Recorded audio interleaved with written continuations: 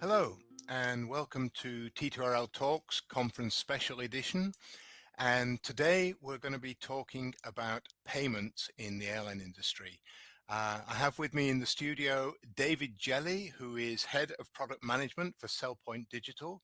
And CellPoint Digital are one of the headline sponsors of the T2RL Engage conference, which will be happening in London next month.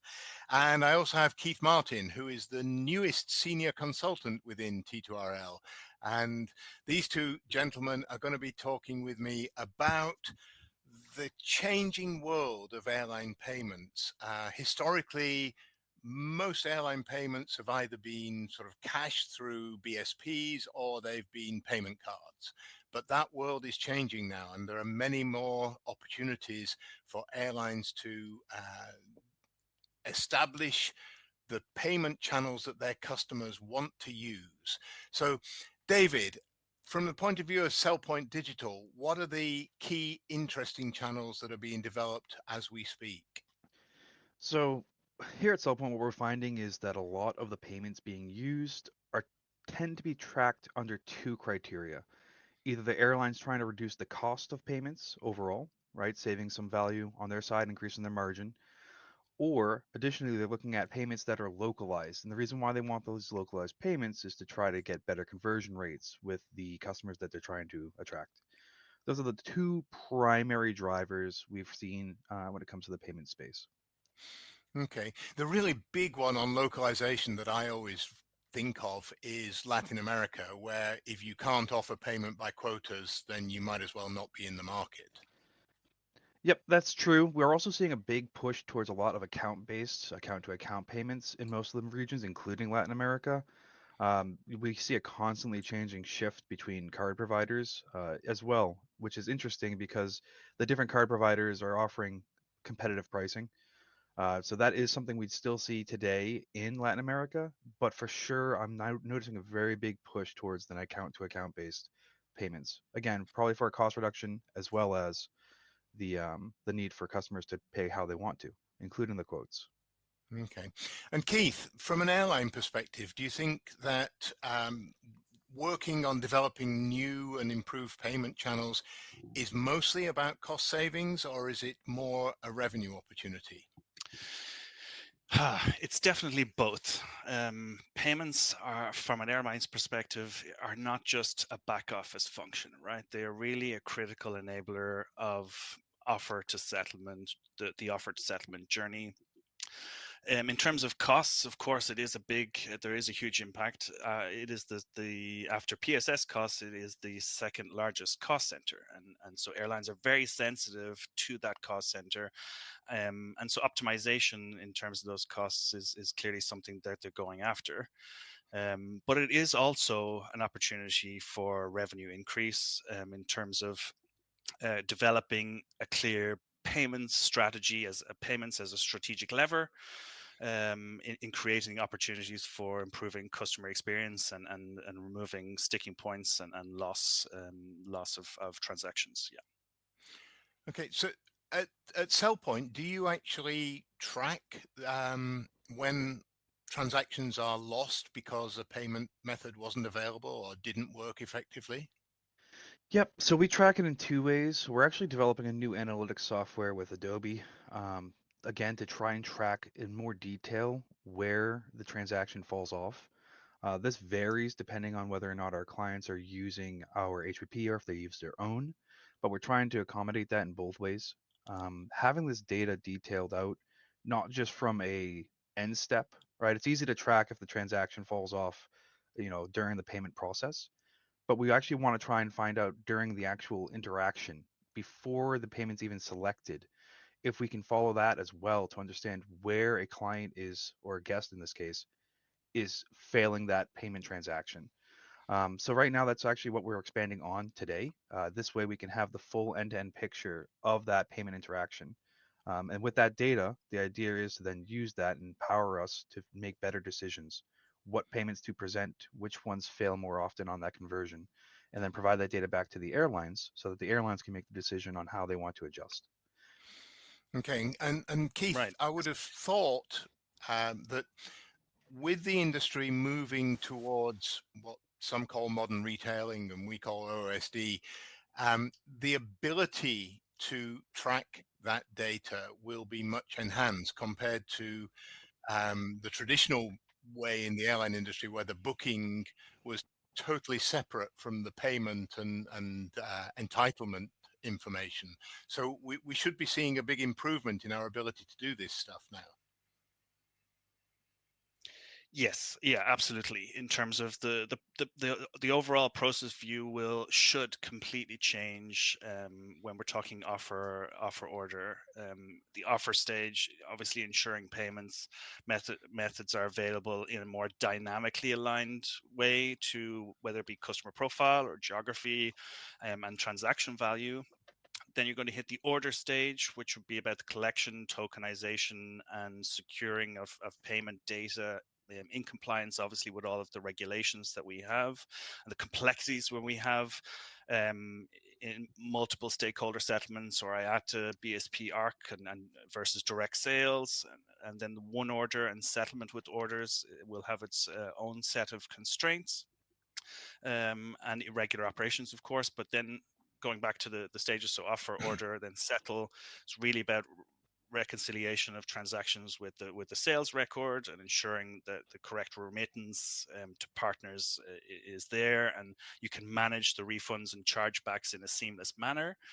And then all the reporting and analytics that needs to come along with this new world of technology change in monitoring approval rates and cost, fraud patterns, and then payment performance per channel really is where we're going to look for the key improvements. Okay, I mean that's a big shopping list of things we're going to improve over the next few years, and that's very encouraging. David, I want to pick up on something that you and Keith have both touched on, and you referred to it as localization, and Keith talked about regulation. When you're running a major payment platform for a global industry like the airlines, is complying with the various local regulations around payments a big part of the development work you need to do? Yes, is the short answer. It's probably one of the hardest things we've been working on. And my marketing team would love me to just say that this is where our new platform that CellPoint's really pushing out here is excelling at, is trying to meet these regulations because they're very dynamic. Whether you're talking about the European Union or you're talking about India or even different locations in the Middle East now are trying to push the similar localization of the payment data. It gets very challenging to understand where, as a processor or an acquirer, you reside in that requirement, in that regulation. And then a lot of the airlines, not even just airlines, just global industries in general. How do you figure that all out, right? It's not your expertise. You're trying to understand. And so that's where we try to bring more of a consultancy approach as well as a technology approach to help airlines understand where, in which global region it's relevant to have it localized data, and then how you can pull that information into a centralized location, right? If each region, each governmental facility requires a specific localization of data, what happens when an airline wants to look up trends? What happens when they want to do this data analytics? Well, now you have to bring all that separated data into a localized place. Does that break any rules or the regulations? So it gets extremely complex when we enter that regulatory space.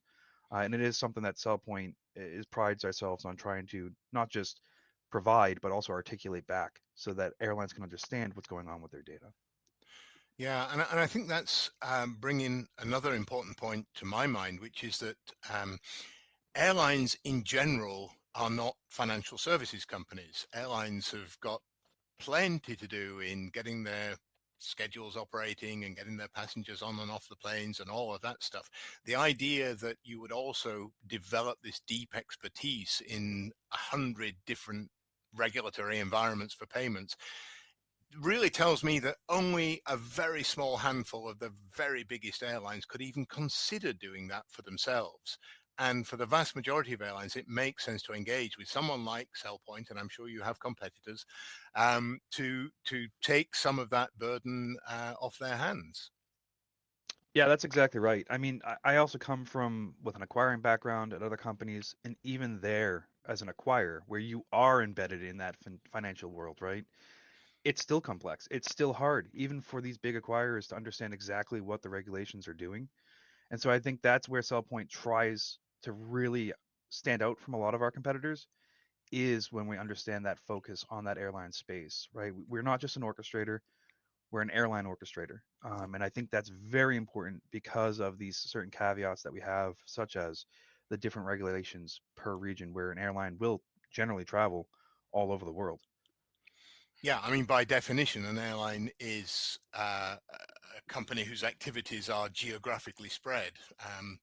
Obviously, there are big domestic airlines in the world, but most airlines are operating in multiple regulatory environments, and it's increasingly difficult to keep track of all of the ones that they want to work in. I know, Keith, you've got direct experience in at least one of the world's biggest airline groups. Um, but And payments was one of the biggest projects there. It is really critical. Payment orchestration. We're talking about routing transactions to like really optimize cost and approval ratings, and fraud detection. All of this is extremely important, but extremely complex, and it's not an easy process. And talking about localization, if you were to try and go and engage with the likes of UPI in India or Boleto in Brazil or Alipay in China, all of these extremely complex systems of payments. This is where I think really CellPoint Digital has a huge advantage. It is an essential piece of the puzzle. Because let us not forget that the payments really is one of the, if not one of the last touch points in the booking flow. And if this step fails, everything that you've done before that, all upstream sales efforts are wasted. And so it's really critical. okay, I want to touch on something that people will bring up. Personally, I'm not convinced it's going to be of major importance anytime soon, but the wonderful world of crypto. There's an airline in the Middle East, Air Arabia, that just recently announced it's going to accept stablecoin payments directly from customers. I haven't seen anyone else doing anything similar. David, do you think this is something real, or do you think it's just, I don't know, an attention-seeking device? This is a tough one. I mean, I grew up with the Bitcoin, surge when it started in its infancy and then where it is today. It's pushing margins in terms of an investment value. Is it also going to be used as something that can become a standard for payments? We talk about stable coins being a slight variation on most of the crypto coins, right? Where it's a bit more stable, it's attached to something of value so that we can make it more realistic in a payment world. I honestly don't know anymore. I feel like this is one of those things where it could flip either direction. One thing I am noticing is that there's now dozens and dozens of stable coins. You go from USDC, which is a pretty big standard now, to now every acquirer is almost creating their own type of stable coin. The only complexity I see here is that when we say an airline wants to accept a stablecoin, well, which one, right? Especially when we have a global market where I'm trying to manage multiple acquirers first, an individual airline. Well, which stablecoin are they going to accept? How does it get paid out? Do they want to convert it immediately back to actual USD to a bank account, or are they going to hold it in that stablecoin? These are big questions that kind of need to get sorted out before we can even really talk about adopting it at a user level. And I think that's where the complexity comes in. I do think it is going to eventually become more and more common, but I don't think it's going to simply replace cards. I think it'll become another additional one like an account to account payment and such. Yeah, I mean, from an airline point of view, Keith, it just seems to me like, why would you want to add that complexity? What is the compelling benefit to doing this that makes it worthwhile adding the sort of complexity that David's talking about? Yes, it's too early, I think, in its development for airlines really to be interested as a form of payment. We could sit and talk about USDC versus USDT, right, and the differences. We've got the likes of the Genius Act, which is causing the regulations surrounding stablecoin now, and we'll see multiple other countries doing the same, I think, and so there will be other coins backed not necessarily by USD. It's too much in its infancy. While indeed the name suggests stability, and it's not as volatile as crypto, So the crypto bros are definitely not interested in this space, or not excited about it. So it may indeed eventually become a currency format for airlines, but we are way too early, I think, in the development of it to see it as a form of payment in any time in the future. It does have its Okay. advantages in terms of processing costs, right? And streamlining a lot of the payments capabilities.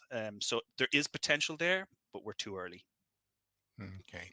But on the other hand, I think we can safely say that digital wallets, be they from Apple or Google or Alipay or whatever, are pretty well established. And if your payments planning doesn't account for them, then there's something missing. 100%. I mean, e-wallets now are just you have to support it. Visa, Mastercard trying to repush their click to pay, which is basically a variation of another digital wallet. Uh, we have to support all of those. I mean, just to step back 1 second, like with the stable coins, one thing that I always think uh, to at least voice is that every time we do a PI planning and our road mapping at CellPoint, we kind of reevaluate, and stablecoins have always been in the picture. So just to voice that maybe it's not there today, but it's still in the back of the mind, being discussed.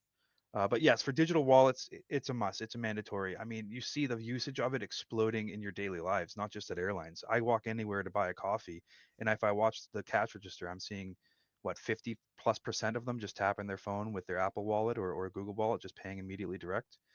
There's the credit card removed kind of the cash aspects in a lot of the world previously. We saw a major reduction in cash being held in wallets. People just didn't have cash, especially my generation. And so what I'm seeing now is people aren't even holding cards anymore. There's no wallet. Your phone is all you have. And if that's going to be the standard industry-wide usage of payments, airlines tends to follow. I mean, everything follows. Whether it follows quickly or slowly is to be decided, but where airlines have such a large digital footprint, it's only natural that these digital wallets become the primary source of payment, especially where they're backed by cards. So it's still standardized within the airline scope. Okay. Okay. So what we've done in the last few minutes is we've just opened up a conversation that will run and run. And at T2RL Engage this year, we are for the first time running a dedicated track on payments and settlement.